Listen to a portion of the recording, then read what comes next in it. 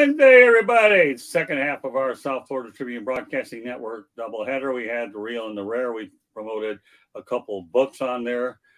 And now we're going to go out there and talk about some real sports. But I want to welcome JB Ellis back. This guy has been out for the last 4 weeks. We managed just fine without you, but we managed a whole lot better with you, Mr. Ellis. Welcome back to the big show. Thank you. What's going on, everybody? You've been everywhere. What? You've been to Indianapolis, been to Vegas. Where else you been, Ellis? That's enough. It was a long month. I'm feeling the effects of it. I missed last night's sideline sports. I had a fever. I wasn't feeling too well. I slept most of the day today. I figured let me tough it out here. One show for the week I think I could handle. But I'm telling you, it was a rough month. Well, let me tell you something. When you're out in Las Vegas and you have to deal with a show with anybody that's not King of the Hill, then in my opinion, they could go out there and say, way downtown, bang. Okay, and that's what we had to deal with. But you know what? Like every professional in this industry, as Ernie Harwell would say, when we're back together, we are long gone. Okay, so there we go. So not King of the Hill, but long gone in the eyes of the beloved Ernie Harwell. So JB Ellis, welcome back to where you belong. Okay. And the guy that didn't get time off for good or bad behavior is a guy by the name of Jacob Christner, a pundit, but not tonight. He's at the Sports Exchange. JB, we missed you saying, listen. We missed that a lot. The voice of reason. You got to listen. You got to listen. It's important. Good to have you back, buddy. I was doing my best to try to impersonate you, Ellis, is what I was doing. And I was getting some pretty good feedback there. I got that old voice where, we could go out there and imitate JB Ellis to get that old, it's like COVID-19 a long time ago. If you weren't there, get the cardboard cutouts, whatever. But it's nothing like, listen. And after all, I'm wearing the Army shirt. You know why? Because it said be all you can be. And that's what we do on these shows. And last but not least, Mr. Sports Exchange, we go back a long time. George Eichhorn. Yes, a long time ago. And welcome back, JB. Good to see you again, Jacob and Scott. Looking forward to tonight's show. All right, well, tonight's show is should Richard Sherman lose his Amazon Prime gig, and that's what we're going to lead off with it tonight. Just to let everybody know, though, that the Sports Exchange being broadcast around the world, I'll get to a lot of specifics later because I don't want to lose you. But just to let you know that the audio version of the show, if you're on the subway, your bikes, whatever, can be heard on iHeartRadio, Apple, Spotify, Google, wherever you get your podcast. Please hit the red subscribe button on YouTube, South Florida Tribune. We're striving for more subscribers. Please also comment, like, and share the broadcast. More in a moment. So with that said, Richard Sherman arrested on suspicion of DUI. Should Amazon Prime retain his services? Mr. Ellis, you get first crack at it since you're back. So I'll be honest with you. Honestly, everyone should lose their gig because I don't have one yet. I mean, the pecking order should be JB Ellis and then move on down the list, and then from there we can really decide. So, but that's the way I look at it. And I don't really want to work for Amazon. I'm not a fan. I'd rather, maybe CBS or Fox. I don't want to do ESPN. Too cliche. Ralph, what's going on, man? But listen, I don't know. This whole thing about people losing their job for stuff outside of work, I'm not on it. Listen, you do what you do. As long as it doesn't affect me, I'm okay with it. I'm not okay with what he did, but who cares? He's working to talk about football. Are we watching him for any other reason? Is he going to teach me about how to be a good human? I'm not watching Richard Sherman for that. Watching for him to talk about football. Besides for that, there's probably nothing else I really want to talk to Richard Sherman about. I'm not asking him for, recipes for cakes. I'll call Buddy for that. I'm not going to ask him for betting advice. I'll call Raphael. I'm not going to ask him what the weather is like in South Florida. I'll call you, Scott. I'm not asking him about Detroit. I got George for that. So, I mean, he's going to tell me about football. He knows football. Man's a smart guy. That's it. People take too much stock in this whole, what happens off outside of the workplace and everything, that's up to the bosses and all that. I could care less. It's not my place to say. All right, Jacob. This is 3 DUIs. I'm gonna be with JB, and I'm not gonna say lose the job, but please let's start getting an idea of what this guy's problem is, and especially with alcohol. One should be enough. One. And it's like you get yourself an issue. You have an issue and plus the fact we have Uber. I was an Uber driver 5.5 years. We're out there all the time. Why do you continue to think that you need to drink and go home? Drive yourself. I'm not going to say lose his job. He knows he knows football. He knows the talk. He can do all this. But quit being stupid with drinking. You can go get Uber. You can drink at home. But you're a dang teenager. You're acting like a teenager. It's like, I'm going to keep doing this. I don't care what kind of sickness you might have with alcoholism, but do it somewhere else. Right. Because eventually, regardless of what we say, they're gonna make their own decision anyway.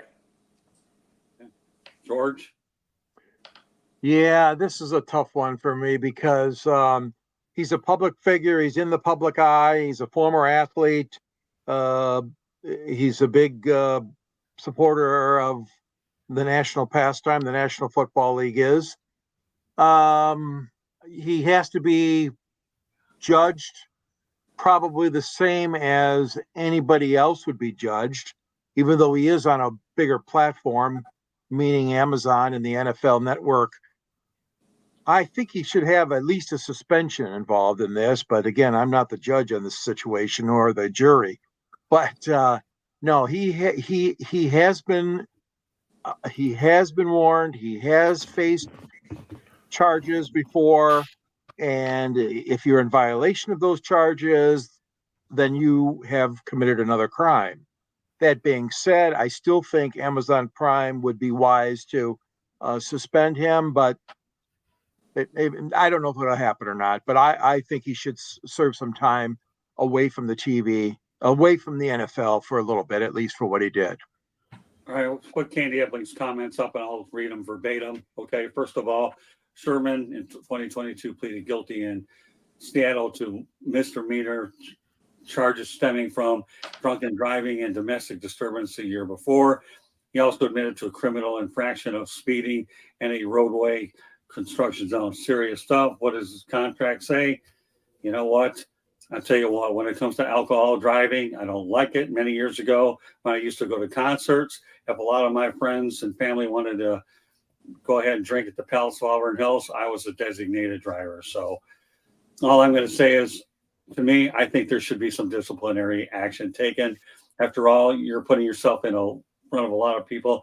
You have to show at least a decent example of you just can't do DUIs. You just can't do it. Scott, I agree. I think it's a bad example. It's a bad look, Joe. No, I agree with you completely on that. But at the same time, there's obviously a reason for it, as Jacob said, and just throwing him away and saying you're fired, that may actually hurt him more. You have to kind of find the reason. It's not the employer's job to do that either. But at the same time, that may send them off a different cliff and make it worse. And it's never good to drink and drive. There's never an excuse for that. But again, I don't think it affects his work. We're not looking at him as a role model. We're looking at him to explain football to us. Right. Well, I agree with your philosophy. You should explain football. The one thing that we can't lose sight of, Joe, and the rest of you guys, is it depends on what Amazon and Amazon Prime's policy is towards this sort of behavior.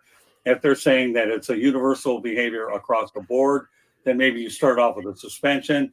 If the behavior persists, maybe the second or third offense and he's out of there. And those are some really great areas that we have to understand. But either way, you have to set a good example if you're out there talking to a lot of people. We've talked about many weeks ago about the validity of Carissa Thompson, whether she used to go ahead and do erroneous reports that didn't exist where she had to fake it till she make it. And that was a bad thing that ultimately went away. And I like Carissa, don't get me wrong. I have no problem with her. But you have to understand where credibility is amongst the audience. And that one went away. I like Carissa, don't get me wrong. And obviously she came out with it later. So why? And then that obviously set a bad example with the sideline reporters voicing out against her. But this is something very, very, very serious. Okay. Drinking and driving. How many deaths do we lose? We dealt with some schmuck here that wanted to go out there and deal with suicide prevention. Okay. And I say that to a specific age group. And I say that when I talk about different aspects of the whole thing. But I confronted this particular individual saying, shouldn't apply to just a certain age group. It should apply to everybody. You know what I'm saying? And I'm not asking anybody to comment specifically on the subject. I'm going about it on my own. Okay. So I want to make sure that people totally understand exactly what we're dealing with. You don't single out anything out there, okay, that you feel is limited to a specific kind of situation is what you don't do. You have to treat everything objective as what you do.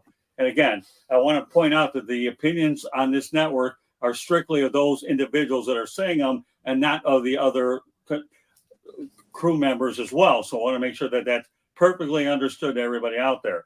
But as far as DUI is concerned, you really take it seriously. And not only that, if you go around the world here, a lot of countries take it differently and they lock you up forever. So, so I guess Amazon will have to force its way into doing what they've got to do in terms of what company policy is. But it is a hot topic, and it's something that if you make a mistake once, fine, learn from it. If you make it 2 or 3 times, you're forced to deal with it. Anybody want to close it out real quick? I got what I said. Yeah, I'm fine. Yeah, so I'm not going to say any more about what I said. I made my opinion exactly what it is, and we'll move on to the next topic, and that being Steve Kerr, who has agreed to a 2-year, $35 million contract extension with the Warriors. He's the highest paid coach in NBA history. Okay, Jacob, your thoughts? No, I think he absolutely deserves it. I mean, 4 rings. Let's see, 4 rings and 7 total as a player too. No, 9 because of San Antonio. 9 total. He has had a very, very blessed career of every which way whatsoever. And it's the big thing about him is the only thing that's missing truly is he doesn't have his Wembanyama.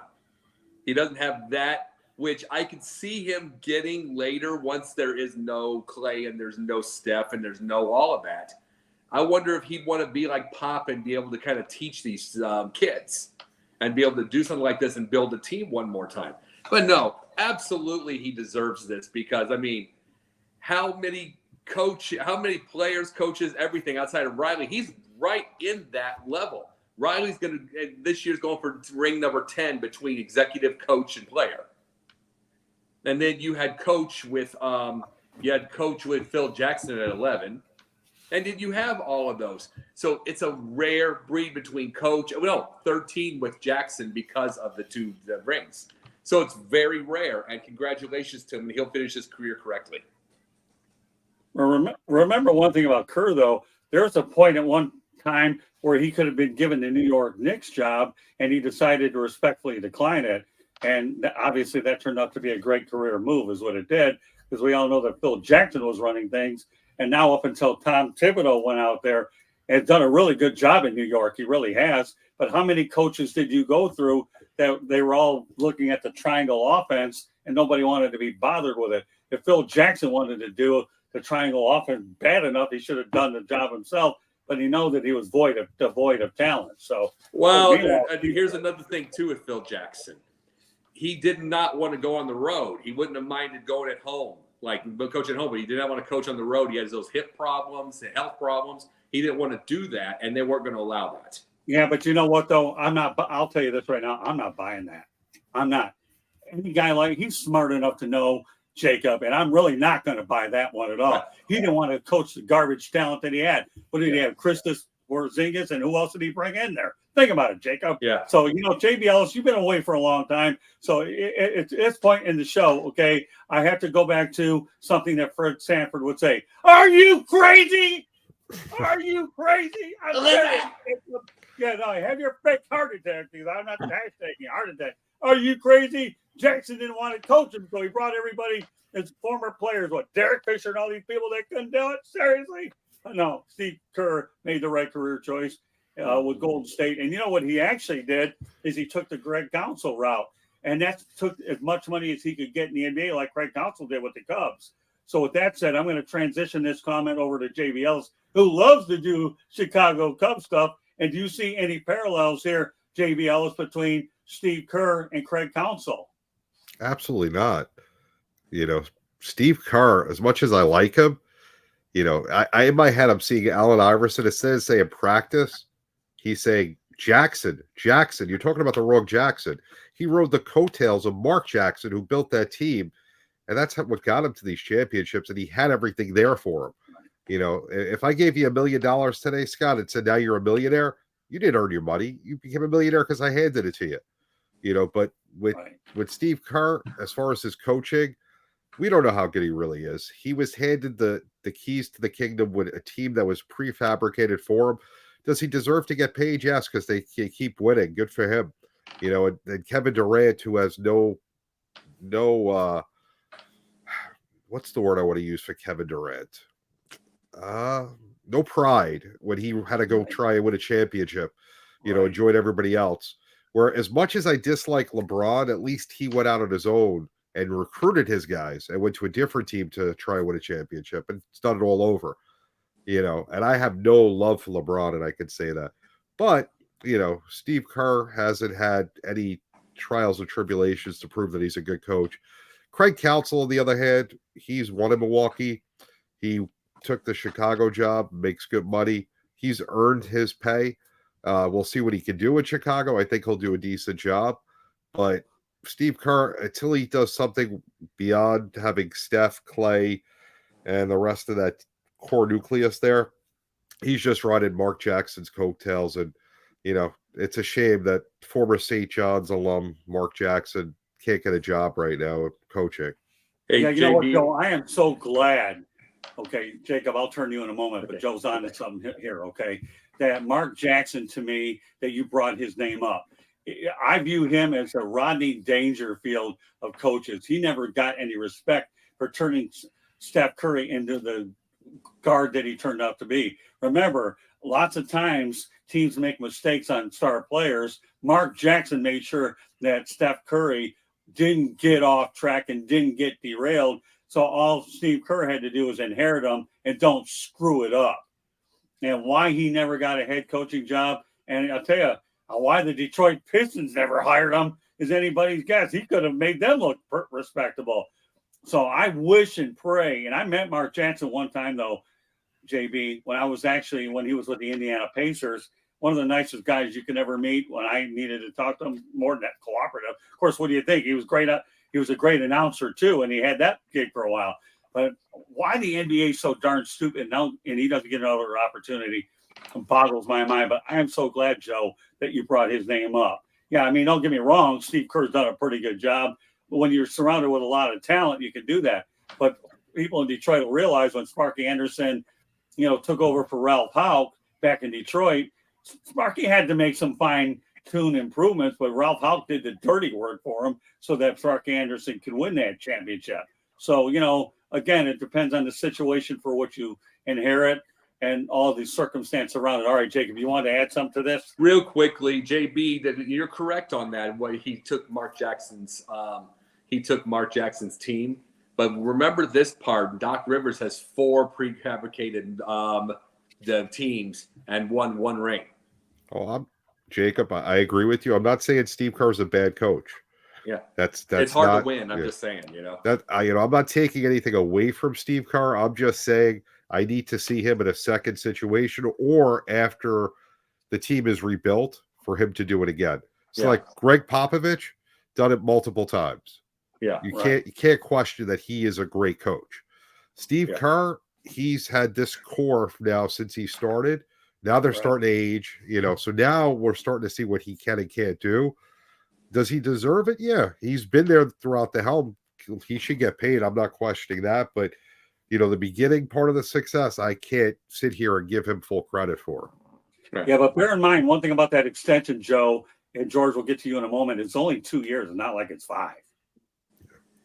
So we'll find out how it all plays out. Back to the chat room, Candy. Why don't you go ahead and put a couple of these out? Kerr will coach the U.S. team at the Paris Olympics, and he said repeatedly his focus will be on coaching and not his unsettled contract situation. Well, it's settled now, so we don't have to worry about that. When he won his 500th game, February 15, he did so in 764 games. The fewest games to accomplish that mark. Well, we're going to make a comparison between, Jackson and and Kerr. We might as well just throw Doug Collins in the equation too. That he's the guy that did the dirty work for Phil Jackson, and Doug Collins didn't get anything for it. He got screwed in '72, and they didn't win the gold medal. So why don't we just put Doug Collins in the equation? And let me tell you, when Michael Jordan saw that Collins ended up leaving, he brought him over with Washington. So we might as well put Doug Collins in the equation. Although Doug did get other jobs, don't get me wrong, but Doug Collins to me is another underrated coach. All right. And George and I both work with Doug Collins, and we flip it over to George. Go ahead. Well, I don't have too much to add. I mean, really, Kerr deserves the extension. He deserves the money. He's established himself very, very well as the architect of that team. And I know he's got Curry and Draymond Green and Klay Thompson and a bunch of other stars. But, he has done a remarkable job with them. I believe he's the fifth fastest coach in NBA history to win his 500th game, which came on February 15th of this year. And yeah, I'm glad that in the chat room that he pointed out that he's the Team USA national coach. I got nothing but good remarks, good thoughts about Kerr. I do understand, JB, what you're saying. If you saw him in another environment, another team, how would he perform? And he still may get that opportunity, maybe not. He might coach these last 2 years of his contract and say, I've had enough. We don't know. But I do know is that he kept that team together, and especially with one of the troublemakers, Draymond Green, former Michigan State Spartan, he's had some tough circumstances there too. Now they've had some up and down. Every team has ups and downs.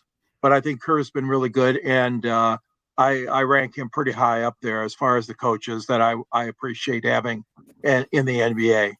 Well, I'd still like to figure out what Mark Jackson did that was so bad that would have not enabled him to get another head coaching job. And for that matter, he was let go by the Knicks recently. So to me, there's a lot of unanswered questions surrounding Mark Jackson. Hopefully we'll have answers too. But I want to continue to move on a little bit. A disturbing trend that I'm really not too happy about, I'm sure neither are you, is the court storming fans that we're starting to see around college basketball. This is a problem that's really starting to get out of control. We talked about it last week on Pundit where I had a parting shot. Pundits views what we have. But now I'm going to give the entire crew an opportunity to talk about it. I think it stinks and it has to stop. That's all I'm going to say about it. Joe Wallace, go from there. Listen, it's been part of the college tradition for years. It's the school's fault for not having security to get these athletes off the court ASAP. You're not going to stop, these 19, 20, 21-year-old kids when you win a huge game from storming the court. So the school has to do the next best thing, which is have a security team that's there just to get these athletes off the court. It's very simple because, obviously you see that they've implemented fines. I believe the SEC has ridiculous fines for when it happens in football and basketball. It still doesn't stop it because these kids are so excited that, when you go to these schools, you live, breathe, and die with these schools. We're not talking, it's, whatever school in whatever place. These are big institutions with hundreds of thousands of students and, the alma maters that are huge. And these games are big rivalries. They've been going on for years.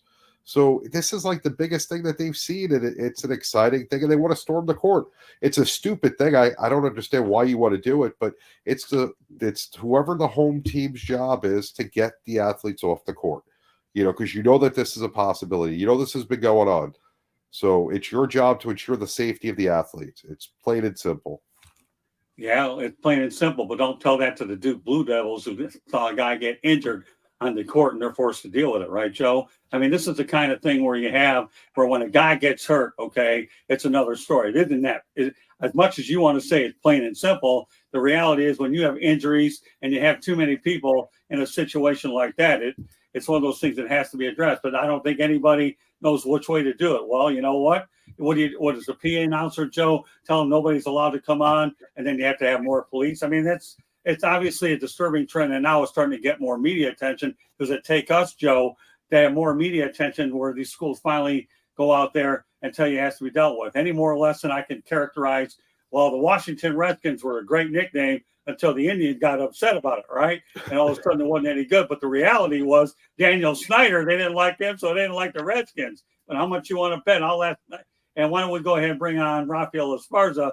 And I'd like to have him talk about this one day. Okay, how much is Rafael Esparza going to go out there and put the odds are that the Washington Redskins are going to re-exist, although they stand a better chance to re-exist before the Montreal Expos? Kidding. I don't know what's happening in Canada, at least in Montreal, but we'll leave it at that. But the reality of the situation is there has to be a meaningful resolution. And when you see a player get hurt, okay, it's one thing. We talk about fans, you don't know how much alcohol they're consuming, right?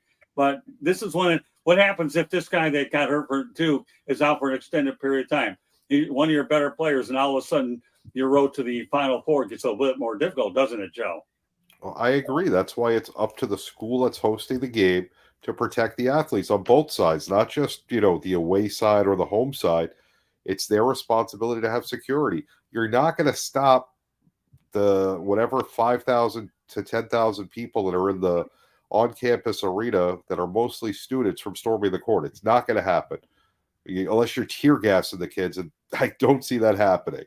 I wish in some cases. They are very excited about playing these rivalry games and winning. So the only way to stop it is, okay, the game is over. There's a security staff that handles the athletes and gets them off the court right away. Is it the best answer? No, but you're not going to stop it. It continues to happen. Unless you want to do what New York did. If you look at the World Series and the playoffs from 95 on, so remember when baseball, everyone used to storm the field after a playoff victory, series victory.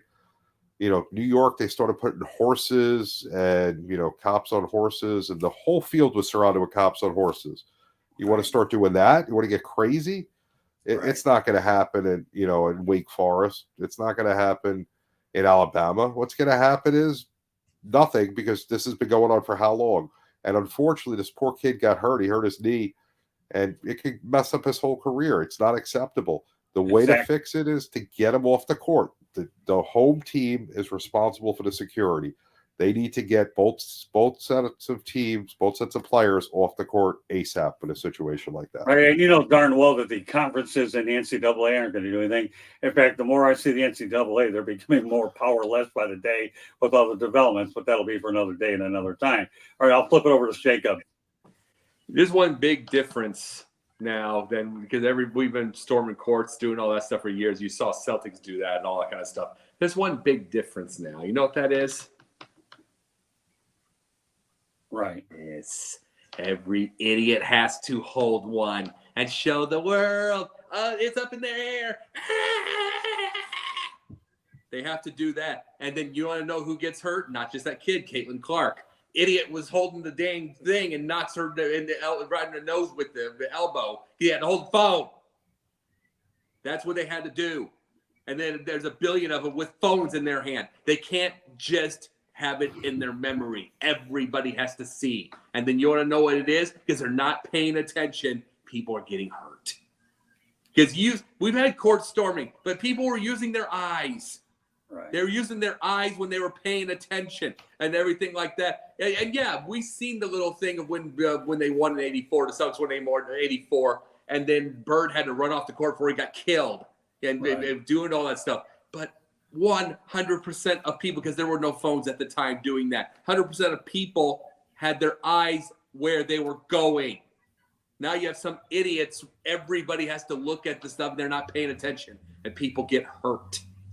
And that's where the problem lies when you're having this court storming now, is because idiots aren't paying attention. So I don't know what they're going to decide on something like this, but I would just love to have these kids for once in their life, just have this in their memory banks instead of using their phone. And I have to have the phone. I'll admit this. We all have to have the phone now. It's our lives.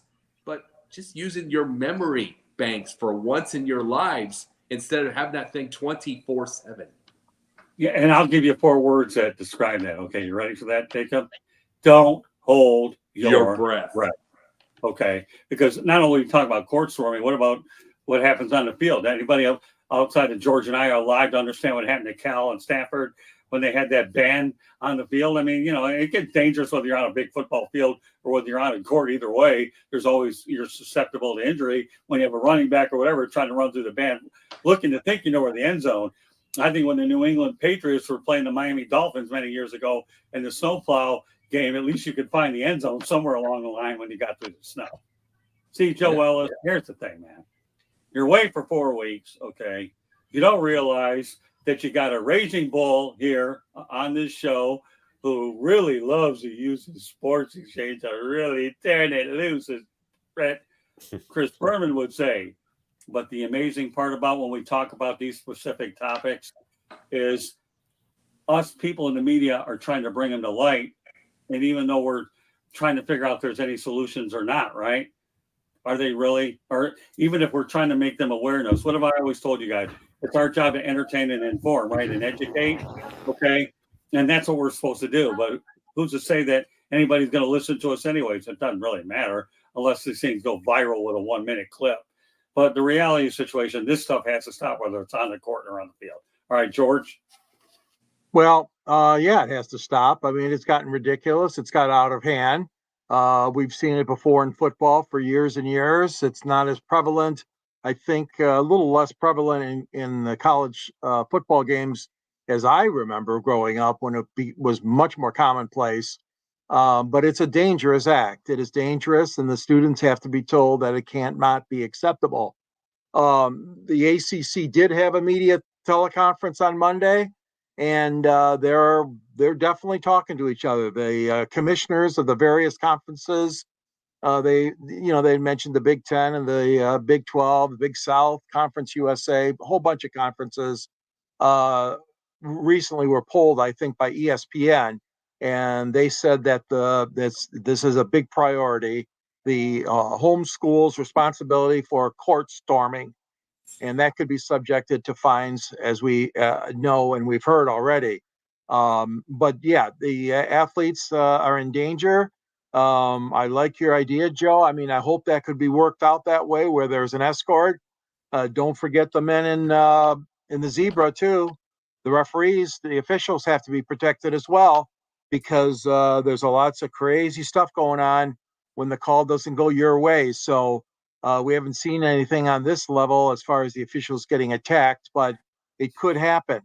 And so the security measures, I think the NBA's got to have at least, I think it was 3 uniformed undercover, I don't know if they're police or retired policemen, escorting the officials out of the NBA and into the court. But that's a little different. But yeah, the conferences, everybody's got to work this out. This has to be settled. They have to make improvements, and this crap's got to stop. No question about it. Yeah, it's a shame, though, that it takes something like this. I'll remember a long time ago that a player that gets injured here by Duke, and like J.B. Ellis said, hope it doesn't become a career ender. But, we have to learn from adversity. And when Dale Earnhardt was killed, NASCAR finally woke up and decided to have the Hans device and then padded walls. And it's unfortunately that we have to learn the hard way. We really do. And, and again, like Joe has been saying all along, the schools have to regulate it to the best of their ability. We'll just see if anybody can use the Duke situation and try to get behind it. Every one of you guys are making valid points. It really are. But unfortunately, it's a situation which now, because of an injury to a student, this is starting to get a lot more heightened attention than it ever had in the past. And our responsibility is to address it. Well, let's talk about a nicer subject, okay? And we're going to talk about the National Hockey League players will be allowed to participate in the 2026 and 2030 Winter Olympics. All right, Joe, some thoughts. It's hockey. Does anyone watch hockey? No, seriously though, it's great. I mean, I prefer when amateurs play. I'd rather see that than the professionals actually be in the Olympics. I'm not a fan of the Dream Team and all these different NBA guys that play for all these different countries. Even if they beat the U.S., it still doesn't excite me. I like seeing the amateurs. It's the Olympics. Same thing with the NHL. And, I don't think it's done much to draw viewership to the sport. So for me, I'm anti, good for them because I know that they all want to play for their country. It's it's an honor to do it. So I'm happy for them. But overall, I'm against the whole thing where pros playing.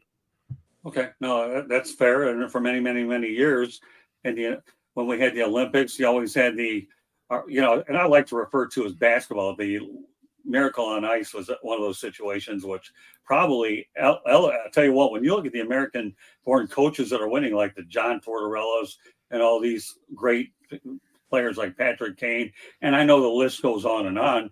Now you've seen United States hockey grow significantly. But I'll tell you, I remember years ago, back in the 70s, a lot of the pro college guys were way better than the world until they caught up with us, and then we had to go to the Dream Team format. But the one thing that George Eichhorn and I can both say is, being from the Metro Detroit area, George, you got to tell the audience about, the Team Canada versus the Russians, and how the Summit Series and all those really, you got a lot of these guys playing, which really talked about worldwide growth. Because a lot of our audience may not be familiar with it if they're younger. Yeah, what Scott's referring to, obviously, you had the Team Canada, the Team USA, Team Russia, or Soviet Union at the time, and you had these series called the Canada Cup, and a lot of those games were played around the holidays. As I recall, we have an advantage here in metropolitan Detroit of being able to watch the Windsor, Ontario station because we're right across the river from Canada. So we were able to see a lot of games that especially the Americans never saw because Hockey Night in Canada reigned supreme and covered all these games. But there was a time when it was really, really a big deal with the international competition. And I think that's what Gary Bettman and the players are trying to get back to.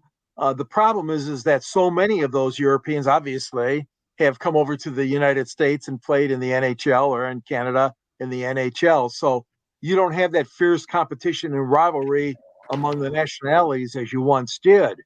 But that being said, I think it's important for the NHL to still support the Olympics and to still be able to play there. I mean, I have been fortunate to see the Miracle on Ice. I was one of 10,000, 11,000 fans that was lucky to have a ticket to that game. And there was no greater excitement. There's no greater sporting event that I've ever covered or attended in my life. Obviously, the Miracle on Ice was remarkable. We just had another anniversary of that. So I think it's important. I do agree with what you said, JB, though, that ideally you would like the kids that are coming up and haven't made the pros yet to perform. But I think those days are behind us. I don't think we're going to return to that, at least not for this. Maybe in baseball for the Olympics, but in basketball and hockey seem to be going with the professionals, and it is what it is. But yeah, it means a lot. It means a lot to the diehard hockey fans and to the players and coaches themselves. Well, I mean, JB Ellis' point, you just made it for him anyways. If we were able to win with our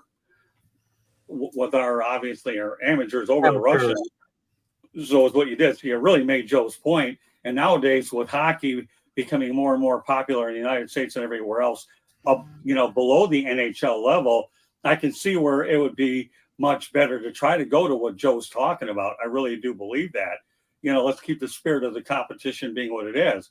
But then again, you have the World Baseball Classic, right, where everybody's motivated for that moment before spring training. And you're talking about the Miami area where I live in. We just had the Caribbean Series down here, and they put 36,000 people in that place over at Lone Depot Park.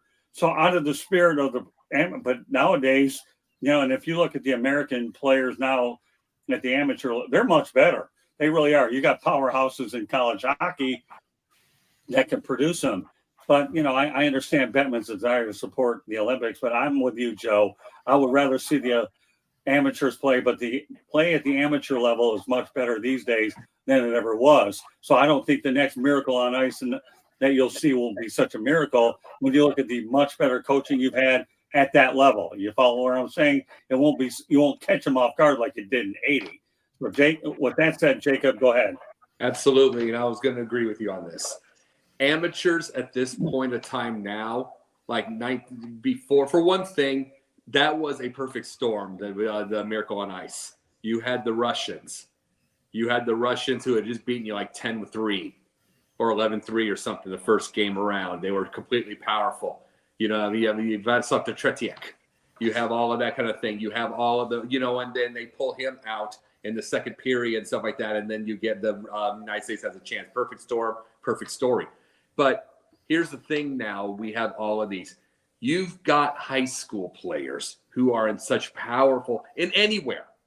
I mean, I'm watching my own team, my own alma mater, Quincy High School, 31-3, being this close to the state tournament bid.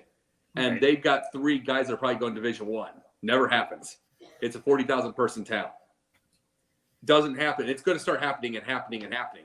It doesn't seem to matter. You had Skylar Thompson, basically whose dad coached at Palmyra in this little bitty farm town. He's at the NFL. He played starter in a playoff game in the NFL. Everybody's better now, so you couldn't get the same story. But the brilliant thing about this is the fact that it's just too much money to make amateurs go there now. There's just too much. Everything is competitive. Will people watch amateurs anymore? Will us 4 watch amateurs? Absolutely. Will the majority? I don't think so. It's just unfortunate, but they want the pros, they want the big boys, they want the names. Right. All right, let me go over some other company information. We'll have the opportunity to do it. Everybody knows about it. If you're on YouTube, please press the red subscribe button, and then you can get all our shows by updating. But if you want to be a guest, feel free to participate in the chat room or send your topic idea southfloridatribune@gmail.com. If you want to advertise cost efficiently, give me a call at 954-304-4941. We do broadcast live on Facebook, LinkedIn, Twitter, and YouTube. Our website, done marvelously by Candy Ebling, is www.southfloridatribune.com. Twitter/X @Tribune South. Candy Ebling also is a mastermind behind Sideline Sports website as well. So, Joe, why don't you read the Sideline Sports website really quickly? SidelineSportsNet.com. SidelineSportsNet.com. We got Okay, net and .com in there. We got both, but we have one of the best websites because Candy designed it. Phenomenal. I love it every time I bring up the webpage. Unbelievable. Woman's a jack of all trades and master of them all. I'm telling you. So, in my opinion, there aren't enough of her around. Don't I know? She's one of a kind. But anyway, she's behind the scenes producing the broadcast. And she's also turned out to be a pretty darn good editor when I write a book, okay? Which is, by the way, Lessons from the Microphone, Tuning into the Enduring Wisdom of Visionary Leaders, Old School Media versus New School Media, available on Kindle and Amazon. And hopefully down the road, we'll be able to add more down the road. But meanwhile, that's what it's all about. Sideline Sports and South Florida Tribune make an incredible 1-2 punch. So there you have it. So with that said, we got 2 more topics to get around, and don't worry. If you thought these first 4 were explosive, these next 2 should be pretty strong as well. We're going to talk about a little bit of baseball because we're dealing with baseball spring training. But before we deal with spring training, let's talk about what occurred before spring training, and that was the Baseball Hall of Fame class being announced. We know Jim Leland's going there, Adrian Beltre, Joe Mauer, and Todd Helton. Okay, Joe, why don't you give me your thoughts about this class? I actually thought that everyone that was picked actually deserves to be there, which is a nice feeling. I love Joe Mauer's career. He played in Minnesota, which probably is not the most exciting place to play, and people don't realize when you're in Minnesota who you are because a lot of people don't pay attention to the Twins. But he was a really good catcher and then became a first baseman after he got hurt. Jim Leland was a great manager for years. He was great in Detroit, great in Pittsburgh. I just love the guy. I wish the Yankees would have hired him and he would have been a Yankee manager, but he probably got fired like 30 times by Steinbrenner. He seemed like that type, he'd go back at the boss. Who else was there? I got those two. What are the other two? Well, you got Adrian Beltre and Todd Helton. I don't think you mentioned either thing about those Yeah. two. So go ahead. Both of those guys were really good. I'm not as excited about either one of them. Beltre had a long, illustrious career, did everything well. Longevity definitely played a big part of what he did. And he was a really good player. And Helton, other guy, didn't really excite me, but I can see why he's in the Hall of Fame. He's a phenomenal player. I don't have to like him for them to be good. I didn't like Larry Bird either. So every once in a while, I don't like somebody that's phenomenal. Well, it's amazing, though, Joe. Many years ago, I was covering the Cactus League. I had the opportunity to talk to Todd Helton, one of the nicest guys you'll ever meet. And you got to remember, though, the thing I like about Mauer and Helton is they played their entire career in one city. So you don't see that a lot. We all know that Leland's won everywhere he went except Colorado one year. That playing at Coors Field is enough to make anybody's stomach turn with that thin air. And Adrian Beltre got in with the first ballot. So what else do I have to say about that? All right, Jacob. I love all four of them. It's like, as far as Todd Helton, it doesn't sound exciting, but there are men and women in all sports that don't have the excitement factor, quote unquote. They're just the consistent. They're just the consistency type. They're there every day. Go there and and do your job and hit well and play defense and do. And you know something? They don't get a lot of press and they don't get a lot of stuff, but I'll tell you this: when it comes down to it, the fans love them, and they get to that whole situation. But I will tell you this: when I'd say about 10 some odd years ago or so, I was saying that the Hall of Fame was going to have to change its mind on Clemens and Bonds and all of them, just because you run out of names. You run out of people, then you got to make money somehow. But so far, they're making it. They're making it work without these. These guys were all-time greats with or without theirs, with or without their problems with the PEDs and all that kind of stuff. All-time great players. Baseball wants to make an example to stay clean and be able to do all this. So I was thinking they're not going to be able to keep this for long, but so far they are. All right. Well, I should point out, folks, that everything I just spoke about here, if you look down at the bottom at our ticker, you can also see a lot of it visible there. So if you're in front of your computers, whether it's Sideline Sports website, ours, as well as to get my book and the YouTube information, you can jot that down. And if you want updates on everybody, Sideline Sports has a YouTube channel as well to complement their website. So everything that we have on there, you can see it. And of course, I've read it a few times. One more topic I want to get to, and that's this. And this one's going to appear. What about George? Lessons from the Microphone, Part 2. And that's why I've mentioned it now for the second time. George, before I do that, though, I'm going to let you go ahead and talk about these four guys, and then I'm going to go ahead and get to it. All right? All right. So, I'm not surprised by any one of them. Clearly, Jim Leland has a lot of good friendships and a lot of good networking still in the game today. He is in a paid position for the Detroit Tigers as a consultant. And let's face it, he loves the sport and he is passionate about it, taking nothing away to Cito Gaston or Lou Piniella or any of the other managers that were up on the ballot this year. I think Davey Johnson, too. They're all deserving. But Leland just had he's got that special connection to the guys still playing the game, the managers, the coaches, and the players. As far as the Helton, I think he deserved it. Played his whole career, like Scott said, in Colorado. And there's a lot of people in the Hall of Fame that played in that same kind of vein. When you think about Mickey Mantle, Derek Jeter, Lou Gehrig, Mario Rivera, there are so many of them that played their whole career with one team, and baseball writers seem to like that a lot too. And the other two, I think, were deserving too. Beltre and who's the other one I'm missing? Well, you got Beltre, Mauer, Helton, and Leland. Oh, and Mauer. Yeah, well, Mauer, of course, I got a chance to see a lot in Detroit because he killed the Tigers with his bat and with his glove. So, those guys were all deserving. I think it's a great class for 2024. So hats off to the four of them. Thank you. Yeah, I guess when you face a team 18 times a year, you get sick and tired of them after a while. I'm glad Major League Baseball went ahead and made it 12 so you can incorporate interleague play all year round, which will be for another day. Now, the last topic I'm going to mention, which will appear in Lessons from the Microphone Part 2, is going to be the largest streaming deals in live sports and entertainment. Prime Video. Boy, I wonder where we're going back to that one again, right? Richard Sherman? My goodness. All right. Well, anyways, Thursday Night Football is $1.2 billion annually. MLS season pass, get this one. I didn't even expect to see this on there, but it's interesting. It's $250 million annually. Not bad for MLS. And here's a sport catching on. And when I saw that number, I was pleasantly surprised that the MLS is doing that well. And now you have YouTube TV, which is Sunday Ticket, $2 billion annually. That one doesn't surprise anybody. And here's one that Denzel and Jacob should take a little pride. I don't know where you're going with this one, but WWE Raw, $500 million annually. Don't you do something like that with the rope broadcast? I don't even know. I mean, yeah, Top Rope Talk. Yeah, we'll definitely talk about it next week. That's for sure. $500 million annually. So I guess the easiest way I'm going to do, Joe, is which one surprises you and what doesn't surprise you, Joe?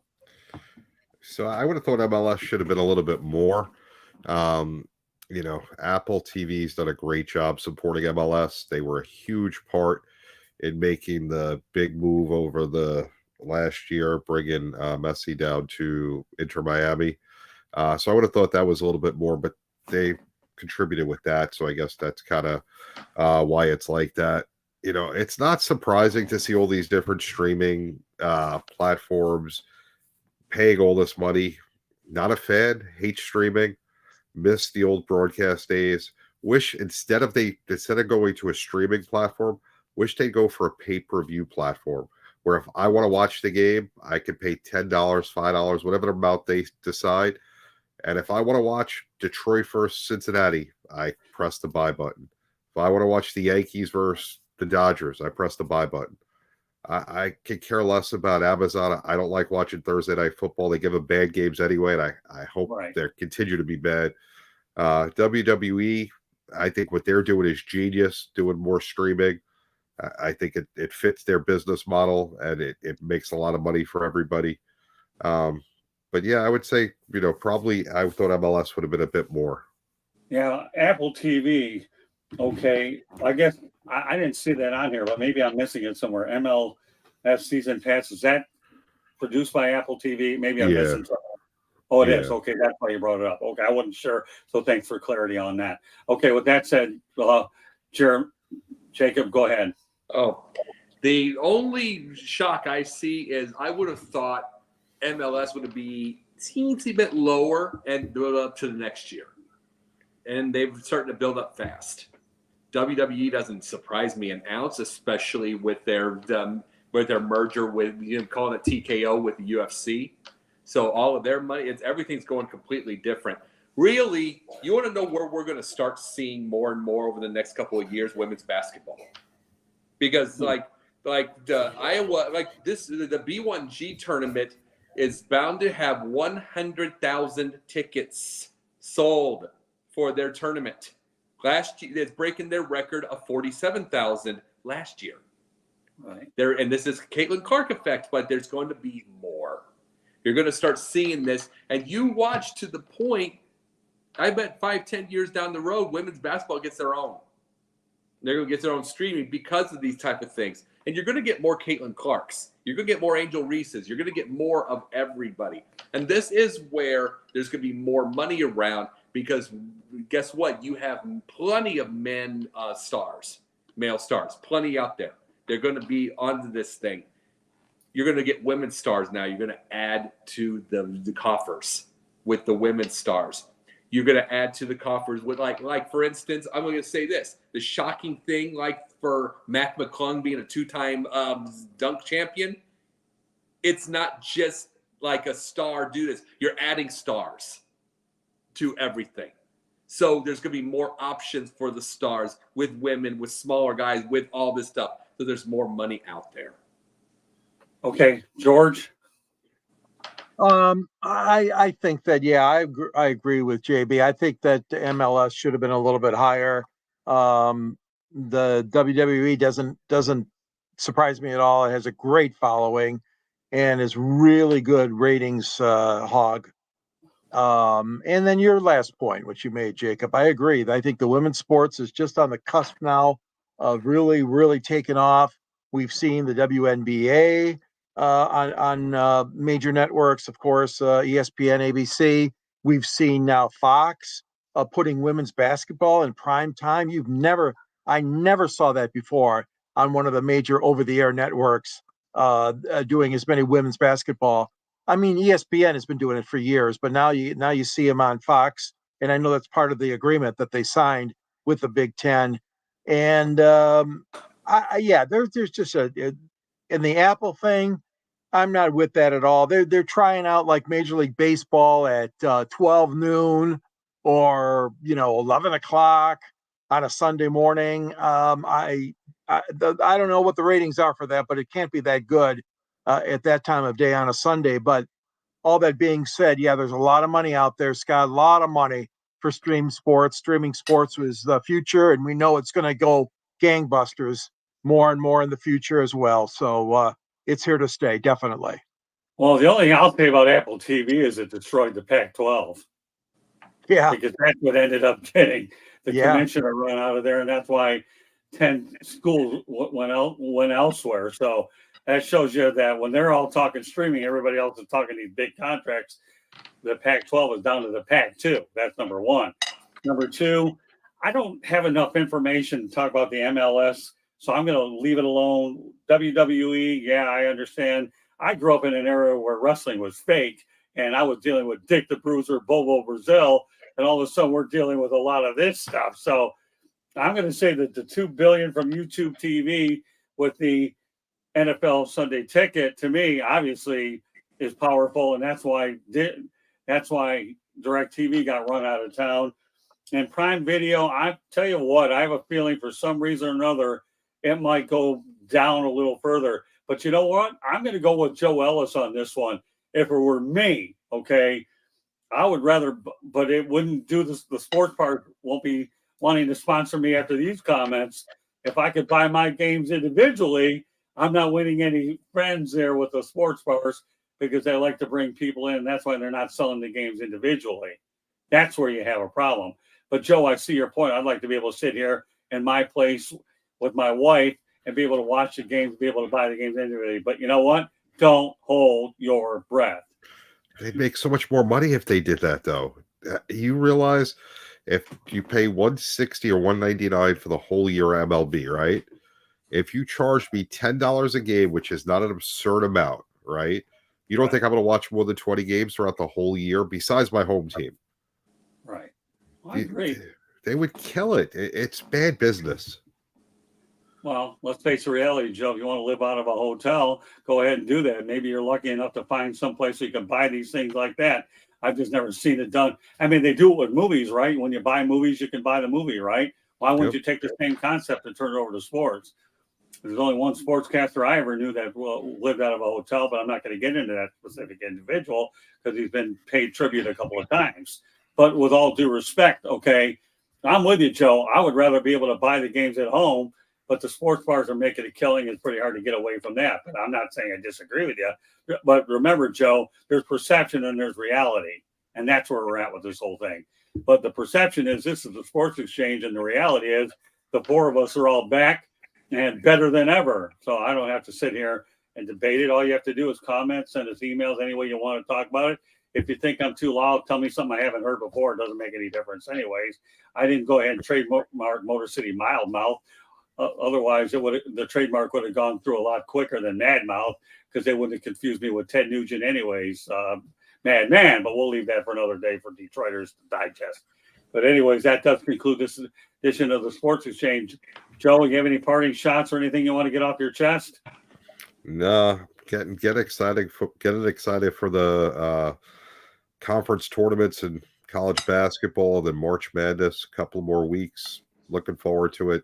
Now's when great time of year. I always love when the Super Bowl ends. We get to go right into college basketball, which goes right into baseball, and then we're right back at football with the NBA playoffs and the NHL playoffs in between. And Jacob, Cliff Notes version. Just really quickly, I've got mine. I brought up Quincy just that point. They are 5 games from the state title, and there is sectional finals coming up, 31-3 right now. So proud of them, and a lot of these guys are juniors, so they could do it again next year. I can't wait to see it. Good. All right, George, what do you want to get off your chest? Well, no, I'm just going to tell you that Hockey Town is back. The Red Wings have a 8-point lead in the wild card race over the New Jersey Devils, 64 points. The Wings have 72. Hockey's back in town, man. Watch out for the Red Wings. 6-game winning streak right now. And General Manager Steve Eisman's done a great job, and Newsy, the coach, has done a great job. So they've really picked up some of the momentum that they had years ago. Patrick Kane on board, just a tremendous DeBrincat. It's just a great team to watch. A lot of fun. Hockey is back in Detroit. I'll just leave it at that.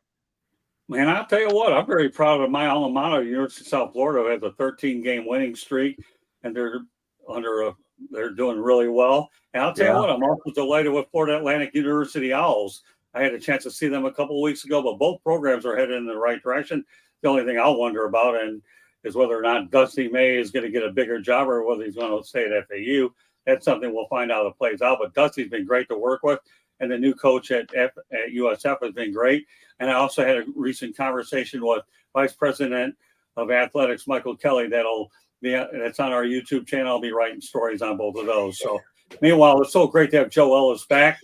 And obviously and happy birthday, George, of course. Happy birthday, George. We don't really know when to celebrate. Well, actually, this year we do know when to celebrate it. It's every other year we don't know when to do it. I finally get one, yes. Yeah, there you go. So, George, are you going to go climb the mountains for your birthday? Yeah, right. They don't have any in Detroit, but we're sorry. But that's it, George. Let's let everybody know how they can get a hold of you.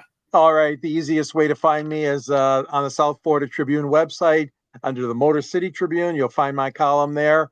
At the end of my column, there's a link to one of the books that I wrote, which is Detroit Sports Broadcasting on the Air. You can reach me at gicorn@yahoo.com, reach me on LinkedIn, and reach me on Twitter at SandGSports99, and find me on the Sports Exchange and 108 Stitches and Pundits Pundit, Fire Up. A lot of great shows this network has, and happy to work with you guys again tonight. Okay, Jacob. I am Jake the Pundit on Twitter or X, Jake the Pundit 1 on TikTok. Also doing writing also on Reddit now, Jake the Pundit. Also, I'm also doing writing for South Florida Tribune and Sideline Sports, and I just did one today. You'll see it very soon. Very good. And of course, just to let everybody know, on the network tomorrow, Pundits Pundit will be on at 8:00 Eastern time. So hope you can join us, myself, Jacob Christner, Denzel Snipes, and I believe we're going to have James Tatum joining the broadcast tomorrow. Joe Ellis, let everybody know they can reach you. JB_ the program on X, Sideline Sports every Tuesday, 8:30. You know the usual places, maybe some more places before you know it. Sideline Sports, go to sidelinesportsnet.com, that great website, Candy Design. I love it. I love looking at it every day.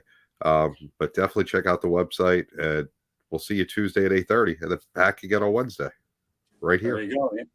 There you go. And just to give you the clip notes version of our website, www.southfloridatribune.com. And obviously, you want to find us on Twitter at Tribune South. Please subscribe to the South Florida Tribune YouTube channel. All you have to do is hit that red subscribe button. Boom, you're good. You'll get all the notifications. And last but not least, that book over in the right-hand corner happens to be my book, Lessons from the Microphone, Tuning into the Enduring Wisdom of Visionary Leaders, Old School Media versus New School Media, available on Kindle and Amazon. So we have a lot of great projects in the works. And again, you're watching this broadcast live on Facebook, LinkedIn, Twitter, and YouTube. So meanwhile, on behalf of Jacob Christner, JB Ellis, George Eichhorn, my name is Scott Morgan, Roth the Motor City Madmouth. Thank you for joining us in this edition of the Sports Exchange. We will see you next Wednesday night, the same place, same time. Have a great week, everybody. Thanks for joining us.